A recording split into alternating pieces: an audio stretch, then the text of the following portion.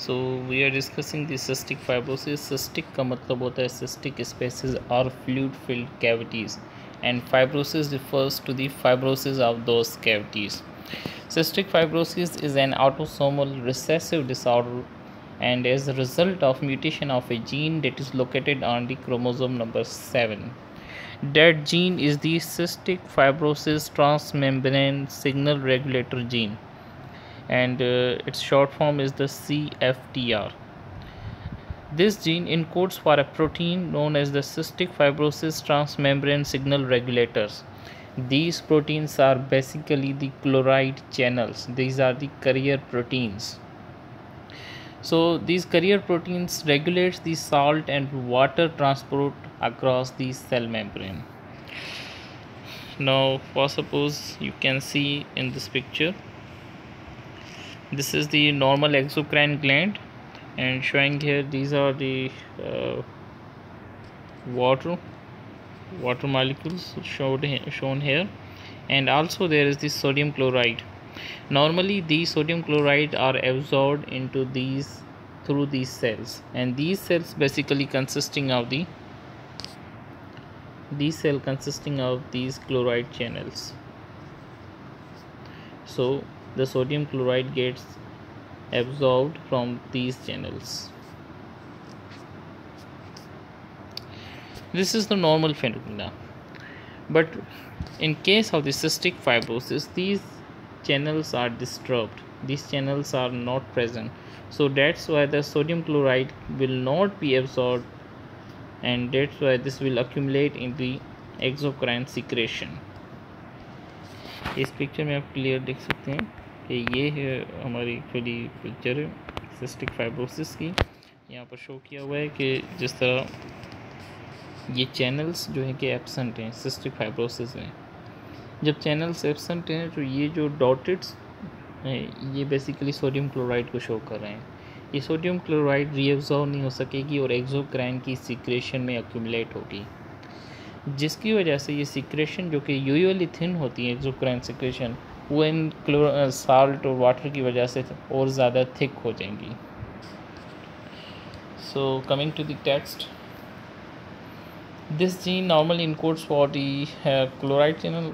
यहाँ पर mistakenly potassium channel लिख दिया, लेकिन करेक्ट कर लें, क्लोराइड चैनल है, which regulates the salt and water transport across the cell, and its pathogenesis. Due to the genetic mutation, there is the increase in sodium and chloride content of the sweet glands, sweet secretion. For suppose sweet gland है जो कि exocrine gland है, उसकी example हम लेते हैं। तो जब सोडियम क्लोराइड एब्जॉर्ब नहीं होगा, इन चैनल्स मौजूद ही नहीं होंगे, तो सोडियम क्लोराइड एब्जॉर्ब नहीं होगा और ये उस एक्सोक्राइन सिक्रेशन में एक्यूमुलेट होता चला जाएगा। So this resulting in increased viscosity of these exocrine secretions. This viscous mucus obstructs the gland and ultimately cause the glandular dilatation and damage to the tissues. तो बेसिकली यहाँ पर अगर thick secretion हो जाएगी तो ये ग्लैंड की duct को ऑब्स्ट्रक्ट कर देंगे। जब ग्लैंड की डक्ट ऑब्स्ट्रक्ट हो जाएगी तो ये सारी सिक्रेशन यहाँ एक्यूमुलेट होगी, अल्टीमेटली ग्लैंड की हाइपरट्रॉफी हो जाएगी, ग्लैंड जो है कि इनलार्ज हो जाएगा। अब ये जो म्यूकस ग्लैंड है एक्सोक्राइन ग्लैंड, इसका ज़रूरी नहीं कि सिर्फ स्वीट ग्लैंड को रिफ़र कर रहा है। जहाँ भी बॉडी में एक्सोक्राइन ग्लैंड है, हर वो ग्लैंड इन्वॉल्व होगा जिसमें एक्सोक्राइन प्रॉपर्टी है। जैसे कि मोस्ट कॉमनली लंग्स में इन्वॉल्व होता है। लंग्स में ने पढ़ी थी रेस्पिरेटरी एपिथेलियम होती है और वहाँ पर म्यूकस ग्लैंड्स भी होते हैं रेस्पिरेटरी एपिथेलियम में। तो वो म्यूकस ग्लैंड इस तरह ब्लॉक हो जाएंगे क्योंकि सीक्रेशंस एक्सट्रीमली थिक हो जाती हैं और वहाँ एक्यूमुलेशन होती है। एक्यूमुलेशन होने की वजह से रेस्पिरेटरी पैसेजेस में ऑब्स्ट्रक्शन होती है, वहाँ पर म्यूकस जो है स्टेसिस होती है और इस वजह से उन पेशेंट में रिपीटेड चेस्ट इन्फेक्शंस होते हैं। दूसरा एग्जांपल ले लें कि गॉल ब्लैडर है। गॉल ब्लैडर में भी म्यूकस ग्लैंड्स हैं, वहाँ भी ऑब्स्ट्रक्शन होगी, सो पेशेंट को गॉल स्टोन्स डेवलप हो सकते हैं। लिवर में भी जो है कि वहाँ लिवर सिरोसिस करा सकता है। पेनक्रियास में है, पेनक्रियास जो कि उसका एक्सोक्राइन पार्ट है, उसमें ऑब्स्ट्रक्शन होगी तो पेनक्रियाटाइटिस डेवलप होगी, और जब पेनक्रियाटाइटिस डेवलप होगी तो जो एक्सोक्राइन सीक्रेशंस हैं वो रिलीज़ नहीं होंगी नॉर्मली, जो कि डाइजेस्टिव जूसेस आती हैं, पेनक्रियाटिक जूसेस। जब डाइजेस्टिव जूसेस नहीं रिलीज़ होंगी तो पेशेंट को मेल एब्जॉर्प्शन होगी, और साथ ही इंसुलिन रिलीज़ नहीं होगी, जिसकी वजह से उनको डायबिटीज़ मेलाइटिस डेवलप होगी। सो ये जनरली पैथोजेनेसिस है। अब हम टेक्स्ट की तरफ चलते हैं और इसमें देखते हैं कि यहाँ क्या लिखते हैं। In respiratory tract the mucociliary function is impaired, so patient is unable to clear the mucus and develops the chronic bronchial infection which leads to the bronchiectasis. Other systems are also involve. यहाँ पर actually ये picture demonstrate कर रही है कि normal airway है जिसकी यहाँ पर आपने देख लें ल्यूमेन, और ये है सिस्टिक फाइब्रोसिस की ल्यूमेन जिसमें excessive amount of mucus accumulated है। ये क्रॉस सेक्शनल में भी शो किया हुआ है, ये हेल्थी है, and this one is the cystic fibrosis. So not only the respiratory system, lower respiratory सिर्फ नहीं बल्कि अपर रिस्पायरेटरी भी इन्वॉल्व हो रही है, जैसे कि पेशेंट को साइनोसाइटिस डेवलप होगी, रिपीटेड साइनोसाइटिस होगी। साइनोसाइटिस में भी म्यूकस सिक्रेटिंग ग्लैंड्स होते हैं, सो उनकी ऑब्स्ट्रक्शन हुई, साइनोसाइटिस डेवलप हुई, और क्रॉनिक साइनोसाइटिस की वजह से नेजल पॉलिप भी डेवलप हो सकता है। पल्मोनरी इन्फेक्शन होगी, ब्रोंचाइटिस होगी, कोर पल्मोनरी डेवलप होगी, एंड रिस्पायरेटरी फेल्यूर। यूजुअली ज़ाहिर रिस्पायरेटरी सिस्टम अगर क्रॉनिक कंडीशन होगी रिस्पायरेटरी सिस्टम की तो वो रिस्पायरेटरी फेलियर में जाएगा। अब आते हैं गैस्ट्रोइंटेस्टिनल सिस्टम, ये भी इन्वॉल्व होता है। इसमें मेल एब्जॉर्प्शन होती है, इंटेस्टिनल ऑब्स्ट्रक्शन होती है, क्योंकि वो सीक्रेशन इतनी थिक होती है कि कहीं भी इंटेस्टिन में ऑब्स्ट्रक्ट भी कर सकती है।